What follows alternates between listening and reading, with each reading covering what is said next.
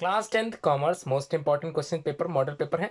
उम्मीद करता हूँ आप लोग इस पेपर को आखिर तक जरूर समझोगे। समय आप लोगों को 3 घंटा 15 मिनट दिए जाते हैं बोर्ड की तरफ से, और मैक्सिमम मार्क्स आप लोगों को 70 दिए गए हैं, और 30 नंबर आप लोगों के प्रैक्टिकल्स के होते हैं जो आप लोगों ने अपने असाइनमेंट को स्कूल में जमा कर रखा होगा। तो चलिए स्टार्ट करते हैं। फर्स्ट 15 मिनट्स आप लोगों को पेपर पढ़ने के लिए दी जाते हैं। इंस्ट्रक्शंस देख लेते हैं दोनों। आंसर्स ऑल द क्वेश्चंस कंपलसरली आप लोगों को पूरे आंसर्स लिखने होते हैं, सभी क्वेश्चन करने हैं बिल्कुल अनिवार्य है। allotted marks of all questions are indicated against them। सभी प्रश्नों के जो अंक निर्धारित किए गए हैं वो उनके सामने दिए गए हैं, आप लोगों को मिल जाएंगे। क्वेश्चन नंबर 1 स्टार्ट करते हैं। Right the correct alternatives of the following questions in your answer sheet. इसका मतलब ये हुआ आप लोगों को फर्स्ट क्वेश्चन में मल्टीपल चॉइस क्वेश्चंस देखने के लिए मिलने वाले हैं, और इनके 4 ऑल्टरनेटिव्स में कोई एक ऑप्शन ही सही होगा, उसे ही आप लोगों को अपनी आंसर की में लिखना है, मतलब आंसर शीट में लिखना है। तो एक एक करके देख लेते हैं। फर्स्ट क्वेश्चन, फर्स्ट का फर्स्ट है, which of the following account is open in a bank. आप लोग बैंक में जो ओपन कराते हो अकाउंट्स, इनमें से कौन सा होता है उनमें से एक। पहला है कैपिटल अकाउंट, दूसरा करंट अकाउंट, तीसरा cash account, the last one is accountancy. इन चारों में से कौन सा account is open in a bank, bank में खुलवाया जाता है, वो आपको बताना है। क्वेश्चन नंबर फर्स्ट का सेकंड देख लेते हैं। The 14 major commercial banks were nationalised on. तो 14 राष्ट्रीयकृत बैंक किए गए थे, कब किए गए थे ये आपको पता होना चाहिए। सन आप लोगों को याद जरूर कीजिए, मोस्ट इंपॉर्टेंट क्वेश्चन है, ये हर साल पूछा जाता है। उम्मीद करता हूँ आप लोग को ये आंसर आता होगा। फर्स्ट है 17 July 1970, first April 1960, 19th July 1969, the last one is 15th फरवरी 1980। तो इन चारों में से कौन सा बेस्ट ऑप्शन है आप लोगों को बताना चाहिए। थर्ड देख लेते हैं, फर्स्ट का third, part of income invested. The 14th major commercial bank were nationalise were earn. तो ऑप्शन आप समझ में आ गए होंगे आप लोगों को। 17 July 1970 and the first, second option is है first April 1960, third option 19 July 1916 and the last one is 15th Feb 1980। तो क्या लगता है आप लोगों को कौन सा सही होगा। आइए बात करते हैं क्वेश्चन नंबर फर्स्ट के थर्ड की भी। Part of income invested in the product is called. देखिए, पार्ट ऑफ इनकम हमारी इनकम का जो स्रोत होता है, इन्वेस्ट किया जाता है प्रोडक्ट में, इसको क्या बोलते हैं। क्या ये एक्सपेंसेस कहलाएगा, क्या ये होर्डिंग कैल्स कहलाएगा, या फिर सेविंग्स कहलाएगा, या फिर ये सभी चीज़ें ही इंक्लूड होती हैं income invested in the product. तो आपको क्या लगता है थर्ड का क्या आंसर सही होगा। क्वेश्चन नंबर फर्स्ट का फोर्थ देख लेते हैं।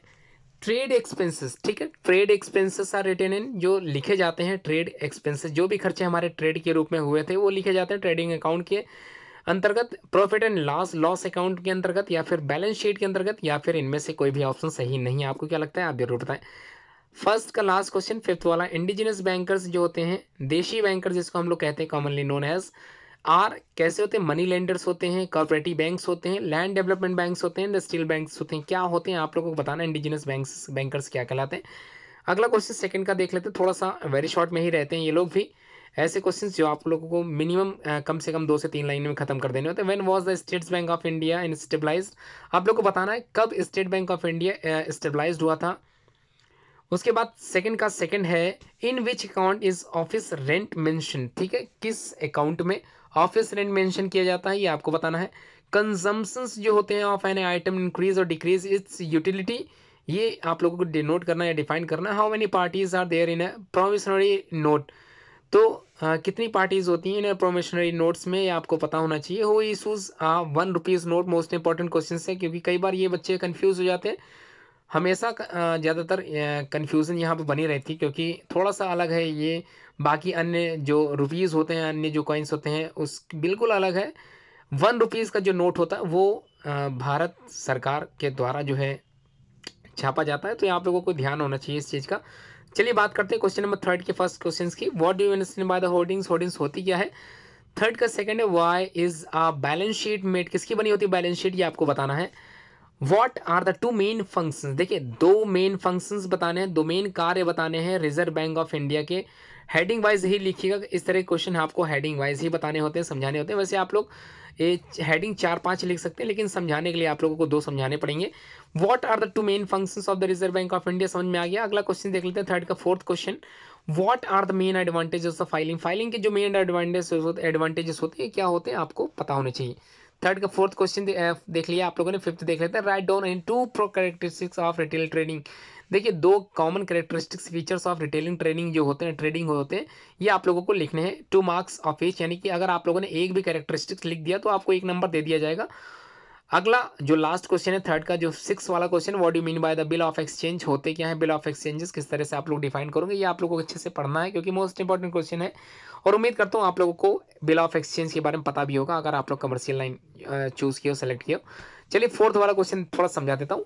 देखिए, 1 जनवरी 2016 राम सोल्ड गुड्स, मतलब सोना खरीदता है, वर्थ ₹2000 टू रहीम, रहीम से खरीदता है, ठीक है, and receive a bill for the period of 2 month, 2 महीने का बिल प्राप्त करता है, which was accepted by Rahim, और रहीम के द्वारा एक्सेप्ट किया जाता है, and return to the Ram, ठीक है, और वापस कर दिया जाता है राम को। The bill was paid on the due date, और बिल जो पेड होती है ऑन द ड्यू डेट, जो भी डेट दी गई थी उस पर पेड किया जाता है। Pass necessary journal entries in the books of Ram and Rahim. तो आप लोगों को जनरल एंट्रीज बतानी है, इसी तरह के क्वेश्चंस किस तरह से आप लोग जनरल एंट्रीज करोगे। उम्मीद है आप लोगों को क्वेश्चन समझ में आ गया होगा, और उम्मीद है आप लोग 4 मार्क्स आसानी से ले भी आओगे। अगला fifth question, differentiate between the trading account and the profit and loss account, आप लोगों को पता होगा, मोस्ट इंपॉर्टेंट क्वेश्चन है। इस तरह के क्वेश्चन कई बार बोर्ड में देखने के लिए मिले हैं। उम्मीद है ये क्वेश्चन भी आप लोग कर लोगे, डिफरेंशिएट तो जरूर आप लोग करें। क्वेश्चन नंबर 6 का ए, इसका भी सब पार्टीशंस दिए गए हैं यहाँ पर। फर्स्ट क्वेश्चन देख लेते हैं, right the name of any 4 machine that save time and labour. आप लोगों को बताना है कि कौन सी ऐसी मशीन है जो समय के साथ साथ जो है जो हमारी लोगों की क्षमताएं होती हैं उसको भी बचाती है, लेबर वर्क भी बचा देती है। ये आपको बताना है। कई तरह की मशीन्स अवेलेबल हैं मार्केट में, या फिर कई तरह की machines available in the bank में, और आप लोग इसका इस्तेमाल घर पे भी करते होगे, ऐसा मैं सोच के चल रहा हूँ। उम्मीद है आप लोग आंसर से लिख लोगे। 2 क्वेश्चन से मतलब 2 नंबर आप लोग को मिल जाएंगे। 4 मशीनें बतानी है। What do you understand by the proforma invoice. Proforma invoice क्या होती है आप लोग और अच्छे से जानोगे जब आप लोग हायर क्लास में जाओगे इनवॉइस बनाना। तो फिलहाल तो यहाँ पर प्रोफॉर्मा इनवॉइस क्या होती है आप लोगों से पूछा जा रहा है। 2 मार्क्स का क्वेश्चन है। अगला क्वेश्चन 6 का बी ही देख लेते हैं। ये भी सब पार्टीशन में डिवाइड है। फर्स्ट क्वेश्चन देख लेते हैं 6 का बी का। What is wholesale trading. Wholesale trading क्या होती है आप लोगों ने देखा होगा, कई जगह लिखा रहता है होलसेल ट्रेडिंग। तो होलसेल जो ट्रेडिंग व्यापार होता है होलसेल वाला, वो किस तरह से आप लोग डिफाइन करोगे, ये आप लोगों को बताना है। अगला है कोटेशन क्या होती है, हु राइट्स इस, और इसको कौन लिखता है। ये कोटेशन क्या होती है और लिखता कौन है, ये आप लोग को बताना है। तो 2 नंबर है। अगर आप लोग कोटेशन पता है, ये पता है, तो 1 नंबर मिल जाएगा। अगर आपको पता है कौन लिखता है, ये भी पता है, तो 2 नंबर मिल जाएंगे। Question number 7 most important question है, लॉन्ग क्वेश्चन टाइप का, ये आप लोगों को पता होना चाहिए। आप लोगों ने कॉमर्स अच्छे से सीखी है तो उम्मीद है ये क्वेश्चन आप लोग कर रहे हो। प्रिपेयर करना है, ट्रेडिंग अकाउंट बनाना है, profit and loss account and balance sheet तैयार करनी है of the financial year ending on 31 March 2018 on the basis of the given trial balance. ठीक है, सब कुछ दे दिया गया आप लोगों को, सिर्फ और सिर्फ फाइनेंशियल ईयर की एंडिंग और 31 मार्च 2018 को क्लोजिंग करनी है आप लोगों को, बैलेंस शीट तैयार करनी है, loss profit and loss account के अंतर्गत ट्रेडिंग अकाउंट। ठीक है, अब पर्टिकुलर्स यहाँ पर दे दिए गए हैं, अमाउंट दे दिए गए हैं, और CRDR सब कुछ आप लोगों को मेंशन यहाँ पर दिया है। उम्मीद है आप लोगों को स्क्रीनशॉट लेके ये क्वेश्चन सॉल्व कर सकते हो।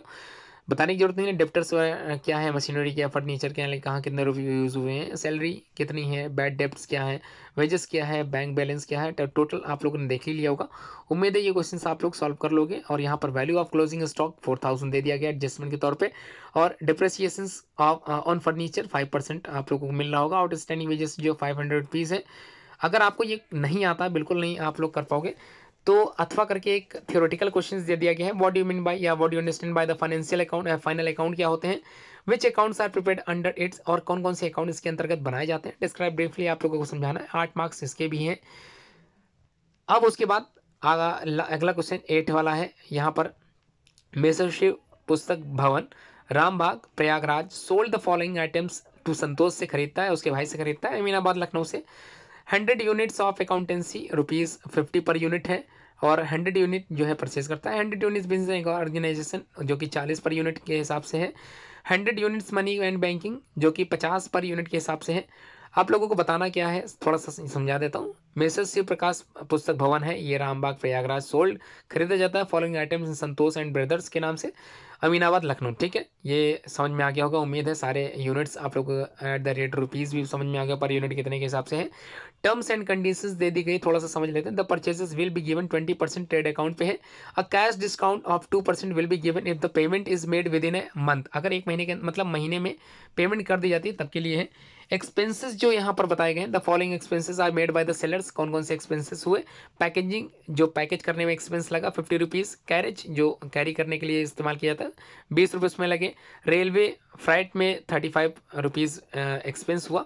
The items were sent by the train, है ना। ये बिल्टी नंबर दे दिया गया 7576 के द्वारा। Prepare an invoice accordingly, invoice तैयार करनी है अकॉर्डिंगली आप लोगों को। अगर नहीं आता है तो आप लोगों के लिए थ्योरेटिकल क्वेश्चन दिया गया है, व्हाट इज क्रेडिट नोट और डेबिट नोट क्या होते हैं, और व्हेन इट इज प्रिपेयर्ड, और ये कब तैयार किए जाते हैं, ये आप लोगों को आना चाहिए। अगला है क्वेश्चन नंबर 9, देख लेते हैं। मोस्ट इंपॉर्टेंट क्वेश्चन है सुपरमार्केट के बारे में। व्हाट इज सुपरमार्केट, क्या होती है। Describe the advantages and disadvantages of A supermarket. तो दोनों की एडवांटेज और डिसएडवांटेजेस आनी चाहिए आप लोगों को। अगर आप लोगों ने क्वेश्चन नहीं याद किया इस तरह का, तो ऑप्शनल में एक क्वेश्चन और रखा गया, describe different types of account open in A commercial bank. तो डिफरेंट टाइप्स के जो अकाउंट खोले जाते हैं किसी भी कमर्शियल बैंक में, तो कौन कौन से अकाउंट्स होते हैं वो आप लोग को डिटेल में समझाना पड़ेगा। 8 मार्क्स का क्वेश्चन है। उम्मीद करता हूँ आप लोग इस तरह के क्वेश्चन जरूर सॉल्व कर लोगे। अगला है क्वेश्चन नंबर 10, जो कि लास्ट क्वेश्चन होता है सीरीज का, आज के इस पेपर का, मॉडल पेपर का। Describe the law of depreciation, नियम बताने डिप्रेसिएशन के with the help of suitable example and diagram. Diagram must है, ध्यान रखिएगा। अगर डायग्राम बना के आते तो 4 मार्क्स डायग्रामेटिक है और 4 मार्क्स लॉ ऑफ डिप्रेसिएशन के, ठीक है। अगर नहीं आता तो एक और ऑप्शनल क्वेश्चन, उसको भी देख लेते हैं। What do you understand by the expenses and saving. तो खर्चे और बचत, ये आप लोगों को पता होना चाहिए किस प्रकार से आप लोग डिफाइन करोगे। उम्मीद है आप लोग ये आंसर्स जरूर करके आओगे। Point out the purpose and the importance of the saving, तो पॉइंट आउट करना है, शॉर्ट आउट कर लीजिएगा अच्छे से। उम्मीद है ये 2+2+2+2, इसका मतलब ये हुआ, अगर आप लोग डिफाइन कर ले जाते हो एक्सपेंसेस और सेविंग को अलग अलग, तो 2-2 नंबर के आप लोगों को ये मिल जाएंगे। और इसका जो पर्पस एंड इंपॉर्टेंस होती है, तो ये भी आप लोगों को 2-2 नंबर दिला देंगे। मतलब टोटल नंबर ऑफ जो क्वेश्चन है वो 8 है, 8 मार्क्स का है। उम्मीद है आप लोगों को 70 मार्क्स अच्छे से मिल सकते हैं अगर आप लोग इसी तरह के मॉडल पेपर्स को और अच्छे से अटेम्प्ट करते हो, ठीक है। बोर्ड द्वारा भेजा गया मॉडल पेपर है। उम्मीद है आप लोगों ने चैनल सब्सक्राइब कर लिया होगा, और वीडियो अच्छी लगी है तो शेयर करना बिल्कुल मत भूलें, लाइक जरूर करें। Thanks for watching this video.